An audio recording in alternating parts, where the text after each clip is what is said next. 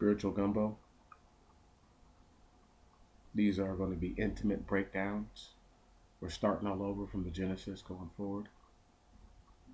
It'll take us a long time to get out of each one of these chapters. So buckle in. I figure if I give you 10 minutes at a time, it won't be too overwhelming. And it'll be sufficient. In the beginning, God made the heaven and the earth. So this is when time started. Before this, time hadn't started. But the earth was unsightly and unfurnished, and the distinguished that the heaven was created and the earth. So we're going to go forward. But the earth was unsightly and unfurnished, and darkness was over the deep, and the Spirit of God moved over the water. So the earth doesn't have what it has on it now. It doesn't have trees, it doesn't have the beautiful mountain ranges, it doesn't have anything on it that makes you know that you're on earth.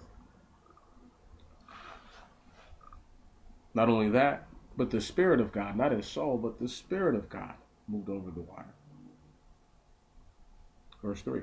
And God said, let there be light. And there was light. This is probably the biggest verse in the beginning of the Bible, outside of the actual creation of the construct of space and time with the creation of heaven and earth.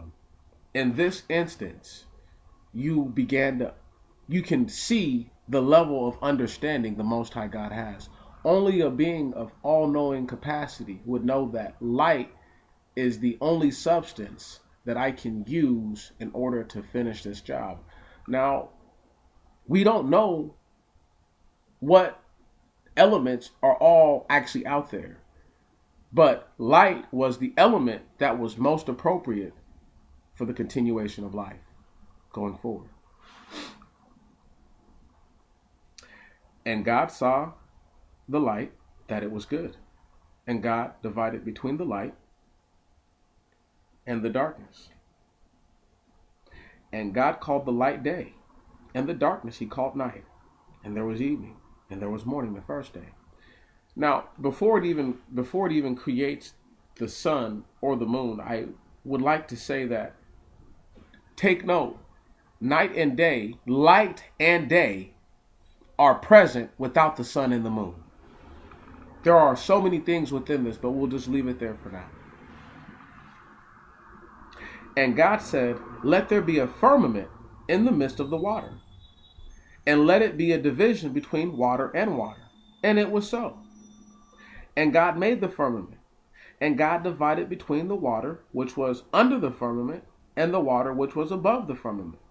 And God called the firmament heaven. And God saw that it was good. And there was evening, and there was morning, the second day. Now let's go ahead and just delve into that just real quickly.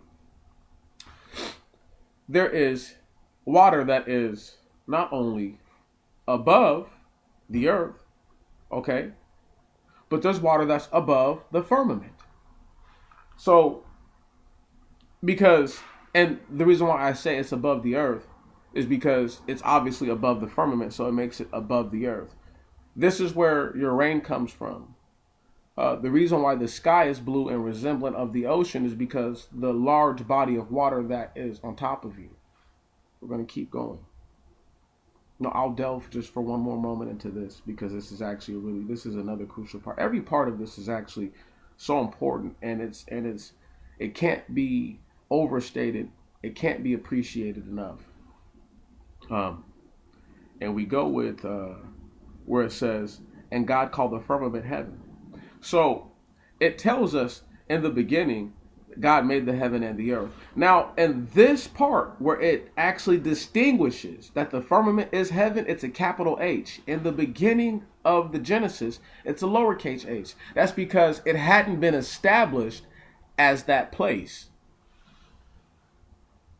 Verse 9, and God said, let the water which is under the heaven be collected into one place, and let the dry land appear. And it was so. So all the water that was on the earth was all held into one area, so that way dry land could appear. Now, once again, one could argue that the Most High God has a multitude of angels doing all this work, and they're doing all these things, one could argue that the frequency of his voice alone emits so much power that these things must take place once he speaks them. I know it's hard for people to understand, but frequency breaks into spectra. Not time for all that just yet. We're just going to just keep it basic, and we're going to keep it where it's at. But however it's established is the dry land now appears. Keep in mind, there's no sun and moon. And the water which was under the heaven was collected in its places, and the dry land appeared. And God called the dry land earth, and the gatherings of the water he called seas. And God saw that it was good. And God said, let the earth bring forth the herb of the grass, bearing seed according to its kind, and according to its likeness, and the fruit tree bearing fruits whose seed is in it according to its kind on the earth. And it was so. Now stop right there. Now this is the first true edification of genetics. Not only does the Most High God establish that the herbs of the earth, but the fruit of the earth would bring forth fruit of its kind.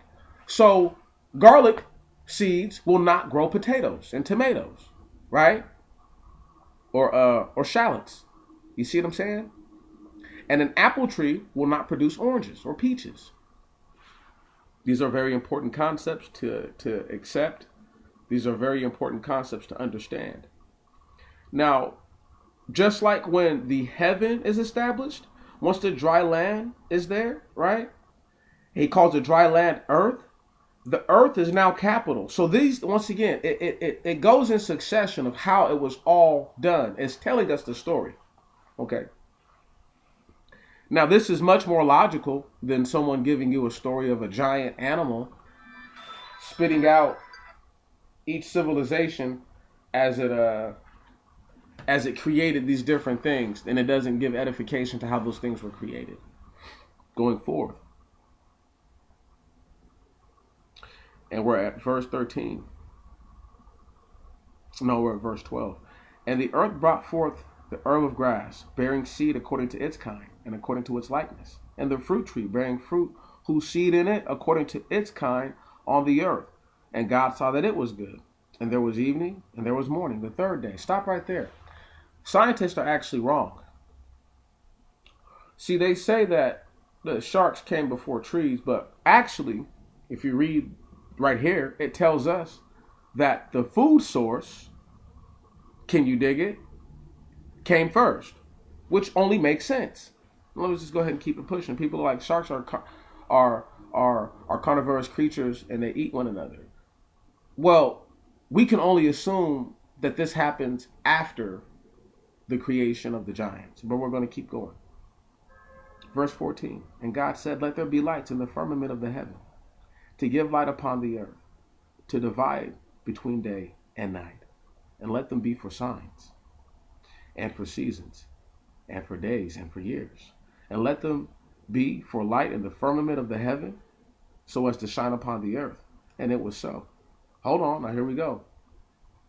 Heaven and earth in this instance are both lowercase now, but they were edified that they were now who they are. There is no confusion. Now you don't have to worry about heaven and earth being just in their respective prototype forms. You know what I'm saying? Now they're established, and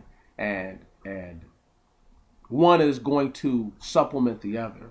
The lights of the heaven will shine upon the earth, and it's going to give cause for the change of the seasons, for the days and the years. Hold on. And it says in verse 16, and God made the two great lights. Made the two great lights. The greater light for regulating the day, and the lesser light for regulating the night. The stars also. And God placed them in the firmament of heaven, so as to shine upon the earth, and to regulate day and night, to divide between the light and the darkness. And God saw that it was good. And there was evening, and there was morning, the fourth day. Now, the greater light and the lesser light are the sun and the moon. Okay?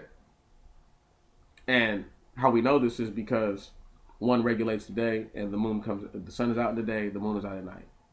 So we see all these things. I'm sorry I have to cut it short. It's 10 minutes in. We'll have to just do another one. Spiritual Gumbo.